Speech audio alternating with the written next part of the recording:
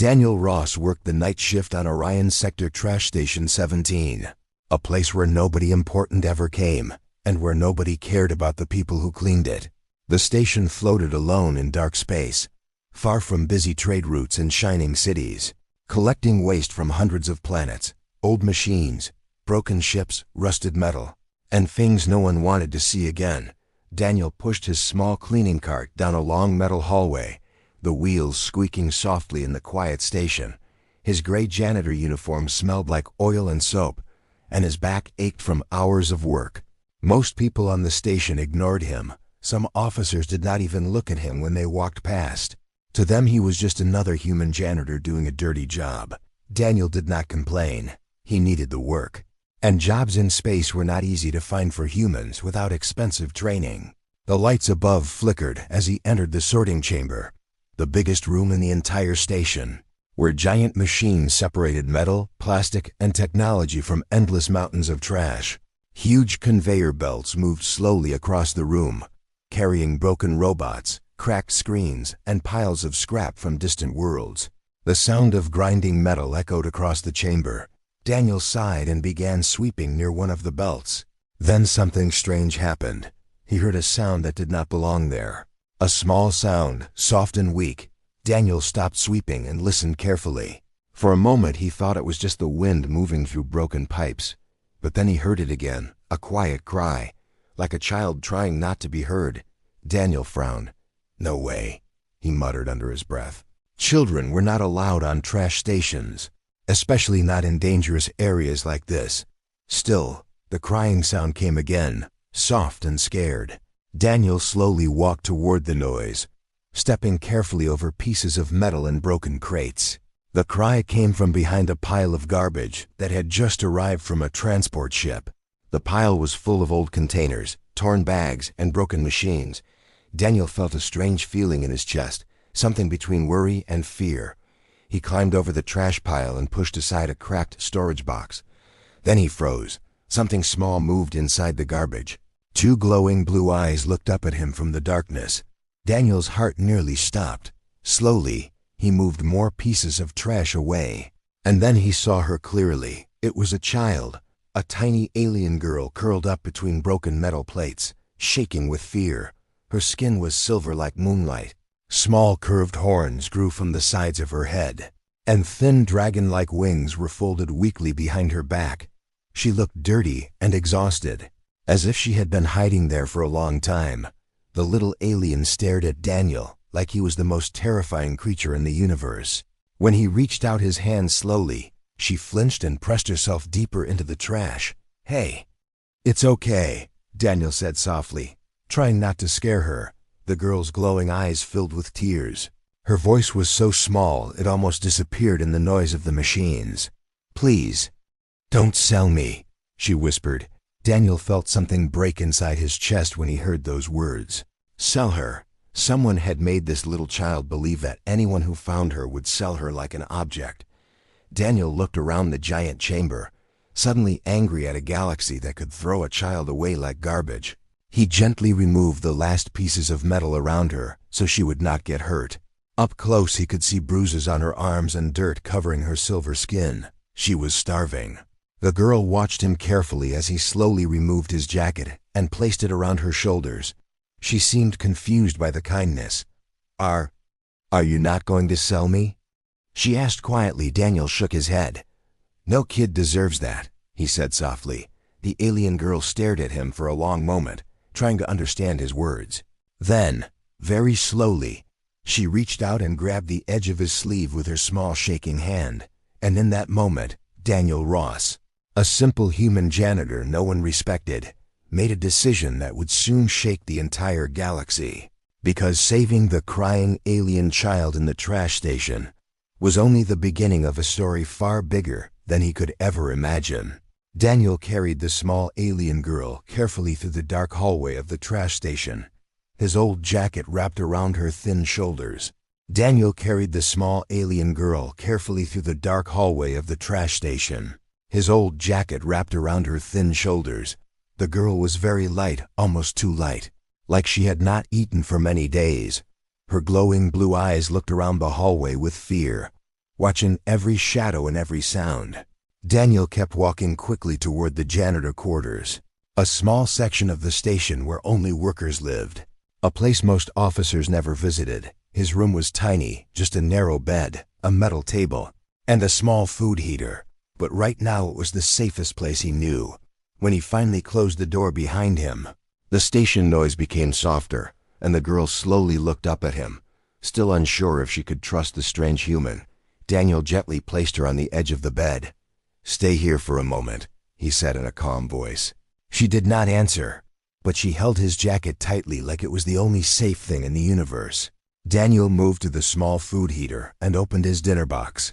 Inside was the simple meal he had saved for the end of his shift: a piece of bread, some protein paste, and a small fruit from a supply ship. It was not much, but it was all he had.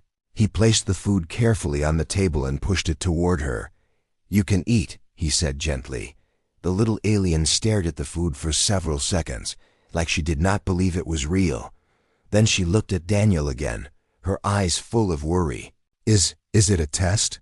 she asked quietly. Daniel blinked in confusion. "A test?" She nodded slowly. "They give food first, then they take you away," she whispered. Daniel felt anger rise in his chest again, but he forced himself to stay calm. "No one is taking you anywhere," he said firmly. The girl watched his face carefully, searching for lies. Finally, very slowly, she reached for the fruit. Her hands were shaking as she took a small bite. The moment she tasted it, her eyes widened. Then she began eating faster, almost too fast, like someone who had been hungry for a very long time. Daniel sat quietly at the table, pretending to clean his tools so she would not feel embarrassed. When she finished eating, she looked much calmer. Though still very tired, Daniel poured some warm water into a cup and handed it to her. "What's your name?" he asked gently. The alien girl hesitated before answering. "Lyra," she said softly. Daniel smiled a little. "That's a nice name," he said. Lyra looked down at the floor, her wings moving slightly behind her back. After a moment she asked the same question again. "You really won't sell me?" Daniel sighed and sat across from her.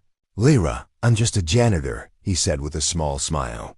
"I don't sell anyone." The girl looked confused, like she did not understand why someone would help her without wanting something in return. For a few minutes the room was quiet. Then Lyra suddenly looked toward the door, her eyes wide with fear. "What's wrong?"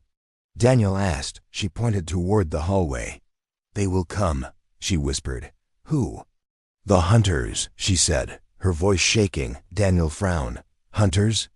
Lyra nodded slowly. "They take children." "Special children," she said quietly. Daniel's stomach tightened. He had heard rumors about traffickers moving through distant space stations, but he never imagined something like this could happen so close. "Did they bring you here?" he asked carefully. Lyra shook her head. "They were fighting many ships." "I escaped," she said, struggling to explain. Daniel tried to understand the broken story. Somehow this small alien girl had escaped from people who were hunting her, and she had ended up thrown into the garbage transport system. That meant someone powerful might be looking for her. Daniel stood up and walked to the small security screen on his wall. The station cameras showed the normal night activity: cargo drones moving slowly and workers finishing their shifts. Everything looked normal, but Daniel knew that could change very quickly. He turned back toward Lyra, who was now sitting quietly on the bed, holding the empty cup with both hands. She looked smaller now, less like a strange alien and more like a scared child who had nowhere to go. Daniel rubbed his tired face and thought for a long moment. If the station officers found her, they would report her immediately. And if these hunters were powerful, they might claim her before anyone could protect her. Lyra watched him carefully as he thought. Finally she asked in a small voice, "Are you sending me away now?" Daniel looked at the door, then at the frightened child sitting on his bed. He knew hiding her could cost him his job, maybe even his life, but the thought of sending her back into danger felt worse. After a long moment he shook his head. "No," he said quietly. Lyra blinked in surprise. "You can stay here tonight," Daniel continued. "We'll figure the rest out tomorrow." The alien girl stared at him like she had never heard words like that before. Slowly, she curled up on the bed, still wrapped in his jacket. For the first time since Daniel found her in the trash, her glowing eyes began to close with sleep. But as the little room became quiet, a red warning light suddenly flashed on Daniel's security screen. A message appeared across the monitor. Unauthorized search teams arriving. Station security alert. Daniel felt cold fear run through his body. Because somewhere on the station, the hunters had already arrived. And they were searching for something very small, very valuable. And very close to him, the girl was very light, almost too light, like she had not eaten for many days. Her glowing blue eyes looked around the hallway with fear, watching every shadow and every sound. Daniel kept walking quickly toward the janitor quarters, a small section of the station where only workers lived, a place most officers never visited. His room was tiny, just a narrow bed, a metal table, and a small food heater. But right now it was the safest place he knew. When he finally closed the door behind him, the station noise became softer, and the girl slowly looked up at him, still unsure if she could trust the strange human. Daniel gently placed her on the edge of the bed. "Stay here for a moment," he said in a calm voice. She did not answer, but she held his jacket tightly like it was the only safe thing in the universe. Daniel moved to the small food heater and opened his dinner box. Inside was the simple meal he had saved for the end of his shift. A piece of bread, some protein paste, and a small fruit from a supply ship. It was not much, but it was all he had. He placed the food carefully on the table and pushed it toward her. "You can eat," he said gently. The little alien stared at the food for several seconds, like she did not believe it was real. Then she looked at Daniel again, her eyes full of worry. Is it a test?" she asked quietly. Daniel blinked in confusion. "A test?" She nodded slowly. "They give food first.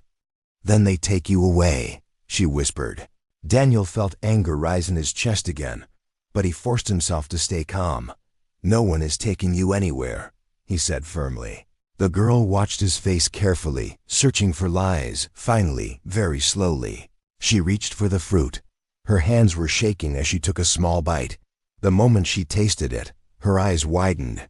Then she began eating faster, almost too fast, like someone who had been hungry for a very long time. Daniel sat quietly at the table, pretending to clean his tools so she would not feel embarrassed. When she finished eating, she looked much calmer, though still very tired. Daniel poured some warm water into a cup and handed it to her. "What's your name?" he asked gently. The alien girl hesitated before answering. "Lyra," she said softly. Daniel smiled a little. "That's a nice name," he said. Lyra looked down at the floor, her wings moving slightly behind her back. After a moment, she asked the same question again. "You really won't sell me?" Daniel sighed and sat across from her. "Lyra, I'm just a janitor," he said with a small smile. "I don't sell anyone." The girl looked confused, like she did not understand why someone would help her without wanting something in return. For a few minutes the room was quiet. Then Lyra suddenly looked toward the door, her eyes wide with fear. "What's wrong?" Daniel asked. She pointed toward the hallway. "They will come," she whispered. "Who?" "The hunters," she said, her voice shaking. Daniel frowned. "Hunters?" Lyra nodded slowly. "They take children." "Special children," she said quietly. Daniel's stomach tightened. He had heard rumors about traffickers moving through distant space stations, but he never imagined something like this could happen so close. "Did they bring you here?" he asked carefully. Lyra shook her head. "They were fighting many ships." "I escaped," she said, struggling to explain. Daniel tried to understand the broken story. Somehow this small alien girl had escaped from people who were hunting her, and she had ended up thrown into the garbage transport system. That meant someone powerful might be looking for her. Daniel stood up and walked to the small security screen on his wall. The station cameras showed the normal night activity, cargo drones moving slowly and workers finishing their shifts. Everything looked normal, but Daniel knew that could change very quickly. He turned back toward Lyra, who was now sitting quietly on the bed, holding the empty cup with both hands. She looked smaller now, less like a strange alien and more like a scared child who had nowhere to go. Daniel rubbed his tired face and thought for a long moment. If the station officers found her, they would report her immediately. And if these hunters were powerful, they might claim her before anyone could protect her. Lyra watched him carefully as he thought. Finally, she asked in a small voice, "Are you sending me away now?" Daniel looked at the door, then at the frightened child sitting on his bed. He knew hiding her could cost him his job, maybe even his life. But the thought of sending her back into danger felt worse. After a long moment, he shook his head. "No," he said quietly. Lyra blinked in surprise. "You can stay here tonight," Daniel continued. "We'll figure the rest out tomorrow." The alien girl stared at him like she had never heard words like that before. Slowly, she curled up on the bed, still wrapped in his jacket. For the first time since Daniel found her in the trash, her glowing eyes began to close with sleep. But as the little room became quiet, a red warning light suddenly flashed on Daniel's security screen. A message appeared across the monitor. "Unauthorized search teams arriving. Station security alert." Daniel felt cold fear run through his body, because somewhere on the station, the hunters had already arrived, and they were searching for something very small, very valuable, and very close to him. The red warning light on Daniel's small security screen kept flashing in the dark room. "Unauthorized search teams arriving. Station security alert."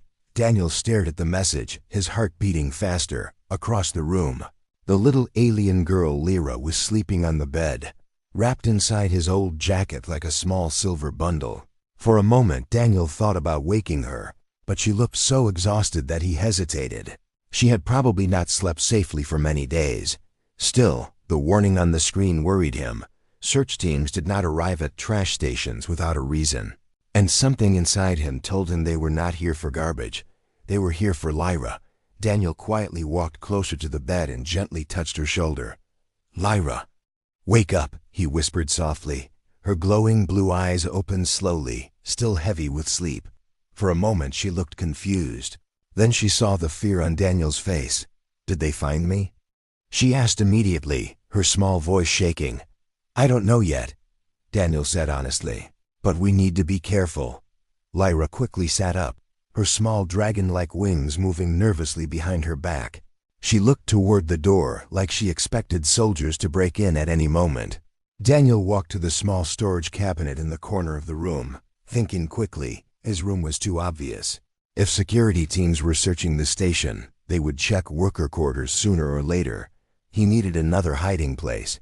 But before he could speak, something strange happened. Lyra suddenly looked toward the metal table beside the bed. On the table sat an old broken maintenance scanner Daniel had been meaning to repair for weeks. The machine was dead, its screen cracked and wires hanging loose. Lyra slowly climbed off the bed and walked toward it. "Lyra?" Daniel said quietly, confused. She reached out with her small hand and touched the broken device. For a second nothing happened. Then suddenly the scanner made a soft humming sound. A blue light flashed across the cracked screen. The machine turned on. Daniel's eyes widened in shock. That thing has been broken for months," he said, staring at it. Lyra pulled her hand away quickly, like she was afraid she had done something wrong. "I'm sorry," she said quietly.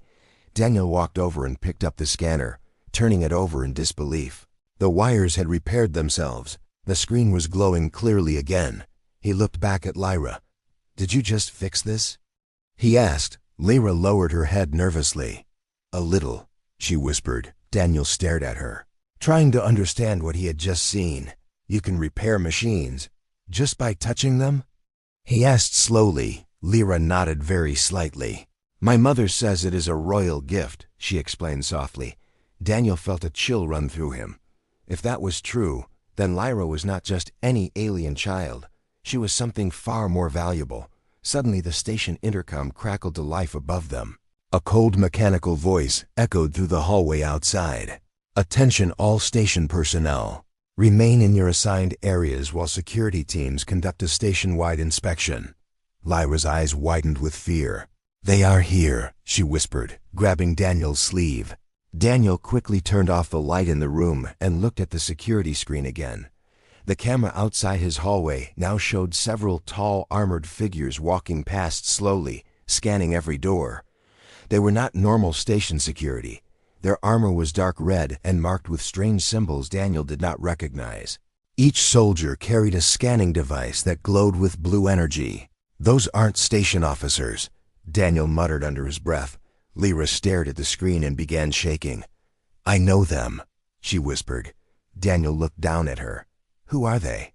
"The hunters," Lyra said quietly. Daniel felt the same cold fear return to his chest. The soldiers on the screen stopped in front of one of the nearby worker rooms. Their scanner beeped softly as they checked the door. Then they moved on to the next room, door by door, closer and closer. Daniel knew they would reach his room soon. He looked around the small space quickly, searching for any place to hide Lyra. But there was nowhere, just a bed, a table, and a small storage cabinet. Lyra grabbed his sleeve again, her glowing eyes full of panic. "They will take me," she said quietly. Daniel looked down at the small frightened child and felt something strong rise inside him. He did not know why the galaxy wanted this girl so badly, but he knew one thing clearly. He was not going to let them take her without a fight.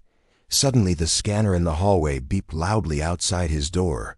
The armored hunters had stopped right in front of his room. Daniel's heart pounded as heavy footsteps approached the door. Then a cold metal voice spoke from the other side. "Room 47. Open immediately for inspection." Lyra held Daniel's sleeve tightly, her small hands trembling. Daniel looked at the door, then at the frightened alien child beside him, and in that moment he realized something terrifying. If the hunters discovered what Lyra could do, they would never let her leave alive. Heavy footsteps stopped outside room 47, and the metal door shook slightly as someone knocked hard on it. "Open immediately," the cold, armored voice repeated from the hallway.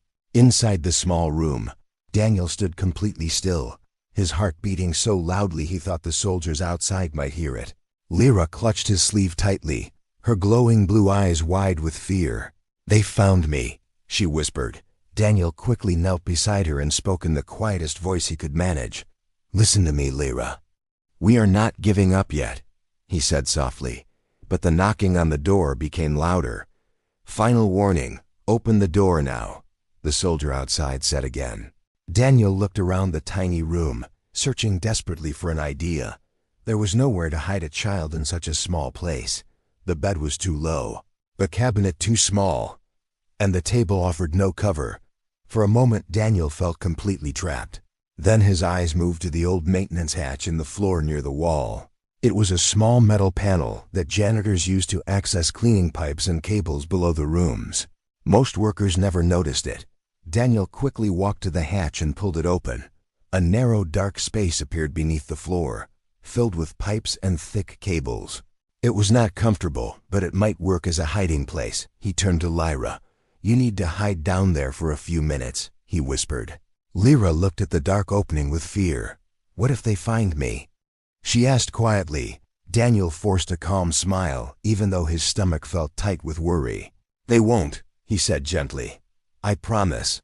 The knocking on the door became violent now. "Room 47, this is your final warning," the voice said coldly. Lyra hesitated only a second before nodding. She trusted Daniel now. Carefully she climbed down into the narrow space beneath the floor, folding her small wings close to her back so they would not get caught on the pipes. Daniel quickly lowered the metal hatch and placed a cleaning bucket over it, hoping it would look natural. Then he took a deep breath and walked toward the door. When he opened it, 3 tall armored figures stood in the hallway. Their red armor reflected the dim lights of the corridor, and their helmets hid their faces behind dark glass visors. One of them stepped forward slowly, holding a glowing scanning device. "You took a long time to open," the soldier said, his voice distorted by the helmet speaker. Daniel forced himself to stay calm. "Sorry. I was asleep," he said casually, rubbing his eyes like a tired worker. The soldier did not respond. Instead, he walked into the room without asking permission. The other 2 soldiers followed, their heavy boots echoing against the metal floor. Daniel stepped aside, trying not to look nervous. The scanning device in the soldier's hand began glowing brighter as he moved around the room. Checking every corner carefully, Lyra remained silent beneath the floor. Daniel prayed she would stay still. The soldier scanned the bed first, then the table, then the storage cabinet. For a moment it seemed like they might leave, but suddenly the scanner made a soft beep. The soldier stopped moving. Daniel's heart nearly stopped as well. The soldier slowly turned his helmet toward the floor, toward the cleaning bucket covering the hatch. Daniel's mind raced. If they opened that hatch, Lyra would be discovered instantly. And if these men were really hunters, they would take her away forever. The soldier stepped closer, the scanner glowing brighter with every step. "Strange," the armored figure muttered. Daniel quickly stepped in front of the hatch, pretending to stretch his back like a tired worker. "Yeah, the station machines are always broken," he said casually. "Those scanners probably pick up trash metal from the pipes." The soldier stared at him silently for a long moment. Then he slowly raised the scanner again, scanning the walls instead. The device stopped beeping. After another tense minute, the soldier turned toward the door. "Continue the search," he ordered the others. Without another word, the three hunters walked out of the room, their heavy footsteps fading down the hallway. Daniel stood frozen for several seconds after they left, not daring to breathe too loudly. Finally, he rushed to the hatch and lifted the metal panel carefully. Lyra climbed out slowly, her face pale and her wings trembling. "They almost found me," she whispered. Daniel nodded quietly, his face serious now. "Yes," he said softly. He walked to the security screen and looked at the station cameras again. But what he saw this time made his stomach turn. More ships were arriving outside the station. Large, dark ships, far bigger than the hunters' vessels. Lyra looked at the screen too, and her eyes suddenly filled with fear again. "Oh no," she whispered. Daniel glanced at her quickly. "What is it?" he asked. Lyra's voice trembled as she spoke. "That ship." "It belongs to my mother," she said quietly. Daniel frowned in confusion. "Your mother?" Lyra nodded slowly, staring at the massive ship approaching the station. "The Dragon Queen," she whispered, and at that moment Daniel realized something shocking. The little alien girl he found crying in the trash station was not just a lost child. She was the daughter of one of the most powerful rulers in the entire galaxy. The giant ship outside the trash station blocked the stars like a dark mountain in space. Daniel stared at the security screen, trying to understand what he was seeing. The vessel was enormous, far larger than any cargo ship that usually visited the station, and its surface shined with dark gold metal and strange glowing symbols. Even from far away it looked powerful, like a moving fortress behind him. Lyra stood very still, her glowing blue eyes fixed on the screen. "That ship. It belongs to my mother," she whispered again. Daniel slowly turned toward her, still trying to process the words. "Your mother is the owner of that thing?" he asked carefully. Lyra nodded, though she did not look happy about it. "The Dragon Queen's royal ship," she said quietly. Daniel rubbed his face, feeling more confused by the second. First hunters were searching the station. Now a royal alien warship had arrived. Whatever was happening was far bigger than a simple janitor should ever be involved in. Before Daniel could ask more questions, the station speakers suddenly turned on again. A loud mechanical voice echoed through every hallway. "Attention all station personnel. Unidentified royal fleet has entered the docking zone. Security lockdown in progress." Outside the small room, workers began shouting in confusion, and emergency lights flashed red along the corridor. Daniel looked back at Lyra. "Is your mother here to rescue you?" he asked. Lyra hesitated before answering. "I don't know," she admitted quietly. Daniel frowned. "What do you mean you don't know?" Lyra sat slowly on the edge of the bed, her wings drooping slightly behind her. "When I was taken, many groups wanted me," she explained, struggling to find the right words. "Hunters, smugglers, and others." Daniel listened carefully. "My mother sent soldiers to find me," Lyra continued. "But some of them do not want to return me." Daniel's stomach tightened. "You mean some of them want to keep you?" he asked. Lyra nodded slowly. "Royal power is very valuable," she said quietly. Daniel looked back at the screen where the giant ship was now connecting to the station docking ring. If Lyra was telling the truth, then both the hunters and the royal fleet might be searching for her. But not all of them had the same goal. Some might want to rescue her. Others might want to control her. Suddenly the hallway outside filled with heavy footsteps again.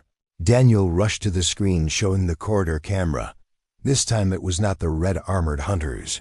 These soldiers wore bright gold armor with glowing blue marks, and they carried long energy spears instead of scanners. They moved quickly through the hallway, clearly searching every room. Lyra saw them too, and her eyes widened. "Mother's guards," she whispered. Daniel looked at her carefully. "Are they the good ones?" he asked. Lyra bit her lip nervously. "I think so," she said, though she did not sound completely sure. The footsteps stopped outside another room nearby, and loud voices began asking questions to the workers inside. The search was getting closer again. Daniel felt pressure building in his chest. If the guards found Lyra now, everything would depend on whether they were truly loyal to the Queen. Lyra suddenly grabbed his sleeve again. "Daniel," she said quietly. It was the first time she had used his name. "Yes?" He asked gently. "What if they take me away from you?" She asked softly. Daniel was surprised by the question. He looked down at the small alien girl sitting on his bed. Just a day ago, she had been a stranger hiding in the trash. Now she looked at him like he was the only safe person in the galaxy. Daniel thought for a moment before answering. "Well, if they really work for your mother, then maybe that's where you belong," he said honestly. Lyra shook her head quickly. "But they might not let me see you again," she said quietly. Daniel did not know what to say to that. Before he could answer, the hallway suddenly became silent. The guards had reached room 47. 3 loud knocks hit the door. "Open immediately in the name of the Dragon Queen," a powerful voice commanded from outside. Lyra's small hands tightened around Daniel's sleeve. Daniel took a deep breath, feeling the weight of the moment. This time there was no place to hide. Slowly he walked to the door and opened it. 3 golden armored guards stood in the hallway, their helmets shaped like dragon heads, glowing blue eyes shining behind the metal masks. The tallest guard stepped forward, his spear glowing faintly. "Human worker," the guard said in a deep voice. "We are searching for the lost daughter of the Dragon Queen." Daniel tried to remain calm. "I haven't seen any royal children," he replied carefully. For a moment the guard did not move. Then his helmet slowly turned toward the room behind Daniel. Lyra was standing near the bed, staring at the guards with wide eyes. The moment the guards saw her, all 3 of them suddenly dropped to one knee. Their voices spoke together with deep respect. "Princess Lyra," they said. Daniel blinked in shock. But before he could say anything, Lyra did something even more surprising. She ran forward and quickly hid behind Daniel again, holding tightly to his arm. Then she said something that left the guards completely stunned. "I'm not going anywhere," she said firmly. "I'm staying with my father." The 3 golden armored guards remained on one knee in the hallway, their dragon-shaped helmets lowered with respect. But the moment Lyra said the word father, the air in the corridor seemed to freeze. Daniel stood there in silence, feeling 3 pairs of glowing blue eyes suddenly turn toward him. For a few seconds nobody moved. The tallest guard slowly rose to his feet and looked directly at Daniel. "You are the human she speaks of?" the guard asked in a deep voice. Daniel felt nervous but tried to remain calm. "I guess so," he replied carefully behind him. Lyra held tightly to his arm like she was afraid someone might pull her away. The guard studied Daniel from head to toe, clearly confused. A janitor's uniform, cleaning gloves, tired eyes, and a small messy room behind him. Nothing about Daniel looked important or powerful, yet the missing royal princess was hiding behind him like he was her protector. "Princess Lyra," the guard said respectfully, turning his helmet toward her. "Your mother has searched the entire galaxy for you. We must bring you back to the royal ship immediately." Lyra shook her head firmly. "I will go," she said. "But Daniel comes with me." The guards exchanged glances. "That is not possible," the second guard replied calmly. "Royal protocol does not allow unknown civilians inside the Queen's command vessel." Lyra's wings twitched with frustration. "Then I am not going either," she said stubbornly, crossing her small arms. Daniel quietly rubbed his forehead, already feeling a headache forming. "Lyra, maybe you should listen to them," he said gently. But Lyra shook her head again. "They will separate us," she whispered. Before Daniel could answer, the hallway lights suddenly flickered. A loud explosion echoed somewhere deep inside the station. The guards immediately grabbed their weapons and turned toward the corridor. Another explosion followed, louder this time. Daniel rushed to his security screen and turned on the external cameras. What he saw made his stomach drop. The red armored hunters had returned, and this time they were attacking the station security teams. Blaster fire flashed across the corridors as soldiers fought near the docking area. "They are trying to reach the princess before the queen does," one guard said sharply. The tallest guard turned to Daniel. "We must move now," he ordered. Lyra tightened her grip on Daniel's arm. "He comes with us," she repeated stubbornly. The guards hesitated only a moment before the leader finally nodded. "Very well," he said, "but stay close." The group quickly moved into the hallway. Daniel had never run through the station this fast before. Sirens were now screaming across every corridor, red emergency lights flashing everywhere. Workers and officers rushed past them in panic, trying to escape the fighting. Lyra stayed close to Daniel while the guards surrounded them protectively, their energy spears glowing brighter as they moved. Suddenly blaster fire erupted at the end of the hallway. A group of red armored hunters appeared around the corner, their weapons already raised. "There!" one of them shouted. The golden guards reacted instantly, stepping in front of Daniel and Lyra. Bright blue energy shields burst from their armor as the first shots slammed against them. The hallway filled with light and noise as the battle began. "Move!" the lead guard shouted to Daniel. Daniel grabbed Lyra's hand and ran while the guards fought behind them. They turned down another corridor toward the docking area where the royal ship waited. But the station was now in chaos. Smoke filled parts of the hallway, alarms screamed, and distant explosions shook the metal walls. Lyra looked terrified, but kept running beside Daniel, her small wings fluttering as she tried to keep up. Finally, they reached a large docking chamber window outside. The enormous royal ship floated beside the station like a golden dragon in space. A long boarding bridge connected it to the station airlock. "We're almost there," Daniel said, breathing hard.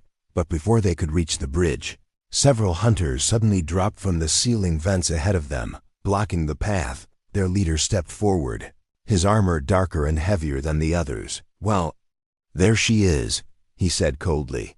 Lyra froze beside Daniel. Daniel stepped slightly in front of her without even thinking about it. The hunter laughed softly. "A human janitor protecting the royal dragon princess," he said mockingly. "Now that is a story." Daniel's heart pounded, but he refused to move aside. "You're not taking her," he said firmly. The hunter tilted his head slightly, amused. "And how exactly do you plan to stop us?" he asked, raising his weapon. Daniel did not have an answer, but at that exact moment, the massive royal ship outside suddenly opened its main cannons. A powerful voice echoed through every speaker in the station. "Stand down immediately," the voice commanded with terrifying authority. Lyra's eyes widened with recognition. "That's my mother," she whispered. The hunter leader slowly looked toward the window at the giant ship outside, but instead of fear, he smiled, because the real battle for the princess was only just beginning. The powerful voice of the Dragon Queen echoed through every corridor of the trash station, cold and commanding. "Stand down immediately," the voice repeated through the station speakers. The hunter leader standing in front of Daniel slowly looked toward the massive royal ship outside the window. For a brief moment, the hallway became completely silent. Then the hunter laughed quietly. "You are too late, Your Majesty," he said calmly, speaking toward the ceiling as if the queen could hear him directly. Daniel felt Lyra move closer behind him, her small hand gripping the back of his uniform tightly. Through the window, the enormous royal ship began to glow with bright golden lights. Its cannons aimed directly at the station, but the hunters in the hallway did not seem afraid. In fact, more red armored soldiers suddenly appeared from the side corridors, blocking every escape route. Daniel counted at least 10 of them now. He swallowed nervously, realizing how impossible this situation was. One tired human janitor standing in front of an entire group of professional hunters. The leader of the hunters raised his weapon slowly and pointed it toward Daniel. "Step aside, human," he said calmly. "This does not concern you." Daniel did not move. Behind him, Lyra whispered quietly, "Daniel, you don't have to do this." But Daniel shook his head. "Yes, I do," he said softly. The hunter leader sighed like he was losing patience. "You humans are very strange," he said, "risking your life for something that does not belong to you." Daniel stared back at him without fear now. "She's not something," Daniel replied firmly. "She's a child." For a second the hunter leader looked almost amused. Then suddenly the floor of the docking chamber shook violently. A deep metallic crash echoed through the station. Everyone in the hallway looked toward the massive airlock doors leading to the royal bridge. With a thunderous sound, the doors exploded inward. A wave of smoke rolled into the hallway, and through that smoke stepped a towering figure covered in dark golden armor. Behind the warrior came several elite guards carrying glowing energy blades, but everyone's attention stayed on the tall figure in the center. The armor slowly opened around the helmet, revealing a powerful alien woman with silver skin and burning golden eyes. Two elegant dragon horns curved from the sides of her head, and her presence alone seemed to fill the entire room with pressure. Even the hunters stepped back slightly when they saw her. The Dragon Queen had arrived. Lyra's eyes filled with emotion. "Mother," she whispered. The queen's golden eyes quickly scanned the room, stopping first on the hunters, then on the small child standing behind Daniel. But what surprised her most was the human standing protectively in front of the princess. The hunter leader recovered from his surprise and slowly lifted his weapon again. "You should have stayed on your ship, Your Majesty," he said calmly. The queen did not even look at him. Her attention was still on Daniel. "Human," she said slowly, her voice powerful but curious. Daniel suddenly realized that one of the most powerful rulers in the galaxy was speaking directly to him. "Yes?" he replied carefully. The queen's eyes narrowed slightly. "My daughter hides behind you like you are her shield," she said. Lyra stepped forward then and wrapped her arms around Daniel's side. "He protected me," she said quickly. The queen looked down at her daughter, then back at Daniel again. "For how long?" she asked. Daniel shrugged slightly. "Since yesterday," he admitted honestly. Some of the hunters laughed quietly at that answer, but the queen did not laugh. Instead, she slowly walked closer, her presence making the hunters step aside without thinking. She stopped only a few steps away from Daniel and studied him carefully. "A single day," she repeated. Lyra looked up at her mother with determination. "He gave me food." "And a safe place," she said. The queen's expression softened just slightly, though her voice remained strong. Then she asked the question that filled the entire docking chamber with tension. "Human, why does my daughter call you father?"